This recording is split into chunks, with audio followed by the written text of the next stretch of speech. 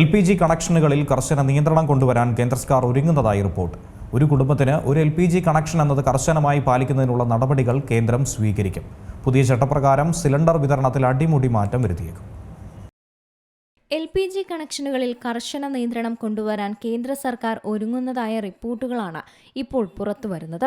ഒരു കുടുംബത്തിന് ഒരു LPG കണക്ഷൻ എന്നത് കർശനമായി തന്നെ പാലിക്കുന്നതിനുള്ള നടപടികളാണ് ഇപ്പോൾ കേന്ദ്ര സർക്കാർ സ്വീകരിക്കുന്നത്. പൈപ്പിലൂടെ പാചകവാതകം ലഭിക്കുന്നവർ LPG സിലിണ്ടർ തിരികെ നൽകേണ്ടി വരും. ഇനി ഇരട്ട കണക്ഷനുള്ളവരെ കണ്ടെത്താൻ എണ്ണ കമ്പനികൾ നടപടിയും തുടങ്ങിക്കഴിഞ്ഞു. പുതിയ ചട്ടപ്രകാരം ഒരേ വിലാസത്തിൽ LPG, PNG കണക്ഷനുകൾ സ്വന്തമാക്കുന്നത് നിയമവിരുദ്ധമായി തന്നെ കണക്കാക്കപ്പെടും.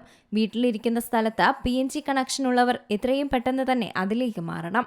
പിന്നീട് PNG കണക്ഷൻ ഇല്ലാത്ത സ്ഥലത്തേക്ക് വീട് മാറിയാൽ തിരികെ LPG കണക്ഷൻ നൽകും. PNG കണക്ഷനുള്ളവർ ഇനി മുതൽ LPG സിലിണ്ടർ നൽകേണ്ടെന്ന നിർദ്ദേശവും കേന്ദ്ര സർക്കാർ നൽകിക്കഴിഞ്ഞു. ഇത് കർശനമായി തന്നെ പാലിക്കണമെന്നാണ് എണ്ണ കമ്പനികളും നൽകിയിരിക്കുന്ന നിർദ്ദേശം. ഇതിനു പുറമെ വരും മാസങ്ങളിൽ ഗാർഹിക പാചക വില ഇരട്ടിച്ചേക്കുമെന്ന ആശങ്കയും ഒപ്പമുണ്ട്. സിലിണ്ടർ ഒന്നിന് 600 രൂപ നഷ്ടത്തിലാണ് എണ്ണ കമ്പനികൾ ഇപ്പോൾ പാചകവാതകം വിൽക്കുന്നതെന്നാണ് റിപ്പോർട്ടുകൾ പറയുന്നത്. ഈ നഷ്ടം കുറയ്ക്കാൻ ചെറിയൊരു വർധനയെങ്കിലും പാചകവാതക വിലയിൽ എണ്ണ കമ്പനികൾ വരുത്തിയേക്കും.